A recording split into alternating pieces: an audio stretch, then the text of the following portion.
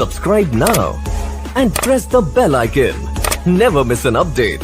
আসসালামু আলাইকুম বন্ধুরা, আজকে আমি দেখাবো প্রত্যেকটা সূত্রের প্রয়োগ অনুযায়ী আমাদের ক্যালকুলেশনগুলো কিভাবে হয়, ম্যাথের ক্ষেত্রে ক্যালকুলেশনগুলো কিভাবে হয়।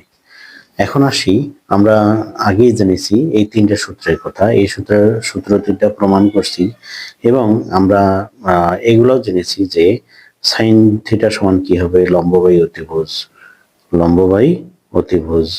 আবার জেনেছি কস থিটা সমান কি হবে, কস থিটা সমান হবে ভূমি বাই অতিভুজ, এগুলো আমরা জেনেছি, ভূমি বাই অতিভুজ। আবার ট্যান থিটা সমান কি হবে, ট্যান থিটা সমান লম্ব বাই ভূমি, লম্ব বাই ভূমি, এইগুলো আমরা জেনেছি। এখন এইগুলোর প্রয়োগ কোথায় হবে? সে যদি আমার দেয়া থাকে যে ট্যান থিটা ইকুয়াল টু 3/4, 3/4 হলে অন্যান্য ত্রিকোণমিতিক অনুপাতগুলো কি হবে, অন্যান্য ত্রিকোণমিতিক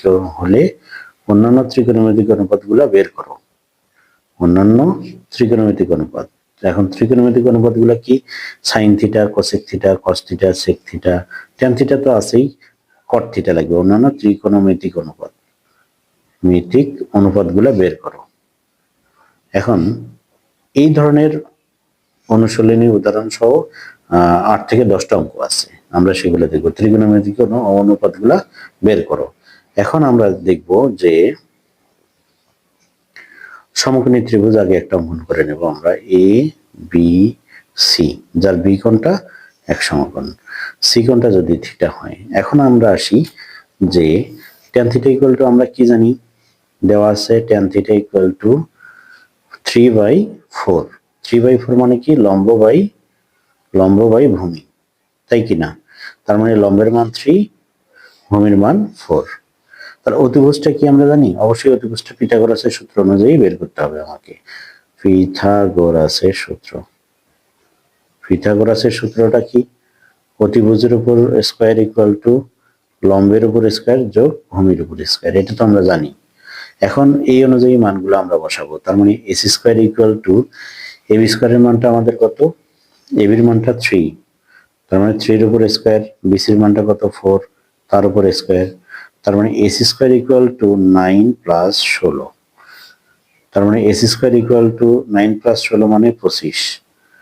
এসি ইকুয়াল টু কি হবে, √25, √25 মানে এসির মান 5, এসির মান কত 5, এসির মান 5। এখন যদি বলো অন্যান্য ত্রিকোণমিতিক অনুপাতগুলো বের করো, তার মানে এই চিত্র অনুযায়ী আমরা অন্যান্য ত্রিকোণমিতিক অনুপাতগুলো বের করব। তাহলে আমরা আসতে পারি যে সাইন থিটা সমান আমরা কি লিখতে পারি, সাইন থিটা সমান আমরা জানি লম্ব বাই অতিভুজ, তার মানে লম্ব বাই অতিভুজ। সাইনের বিপরীত কি, কোসেক থিটা, তাহলে কোসেক থিটা ইকুয়াল টু কি হবে, অতিভুজ বাই লম্ব, তার মানে 5/3। অনুরূপভাবে কস থিটা সমান কি হবে আমাদের, কস থিটা সমান কি হবে, ভূমি বাই অতিভুজ, তার মানে 4/5। কস থিটার বিপরীত কি আমাদের, সেক থিটা, সেক থিটা সমান কি পাবো, এর বিপরীত, মানে ভূমি বাই অতিভুজ ছিল, অতিভুজ বাই ভূমি পাবো, অতিভুজ বাই ভূমি পাবো। ট্যান থিটা ইকুয়াল টু তো আমাদের দেয়াই আছে, ট্যান থিটা ইকুয়াল টু কত আমাদের 3/4, তাহলে কট থিটা ইকুয়াল টু কত হবে আমাদের 4/3। ঠিক অন্যান্য ত্রিকোণমিতিক অনুপাতগুলো আমি বের করে ফেললাম, কি দিয়ে, এই চিত্র দিয়ে। এরকম 5 থেকে 6টা অঙ্ক আছে যেখানে ইন্ডিকেট করে দেওয়া আছে কোনটা সমকোণ হবে, কোনটা লম্ব হবে, কোনটা অতিভুজ হবে, স্পষ্ট করে উল্লেখ করা আছে। এবং এর কিছু ছোট ছোট একদম ছোট ছোট ক্যালকুলেশন আছে, যেখানে বলা থাকবে লেফট হ্যান্ড সাইড সমান রাইট হ্যান্ড সাইড, এগুলো প্রমাণ করো। বন্ধুরা, আমি যেটা করাইলাম সেটা হলো আপনাদের ত্রিকোণমিতিক 9.1-এর উদাহরণ 3, এটা যে অঙ্কটা করাইলাম এটা হচ্ছে উদাহরণ 3, এটা ছিল উদাহরণ 3 নম্বরে। আশা করি বিষয়টা বুঝতে পারছেন। উদাহরণ 3-এ অন্যান্য ত্রিকোণমিতিক অনুপাতগুলো নির্ণয় করো এটা বলা আছে, তার মানে এটাই আমাদের নির্ণয় অ্যান্সার। ধন্যবাদ সবাইকে।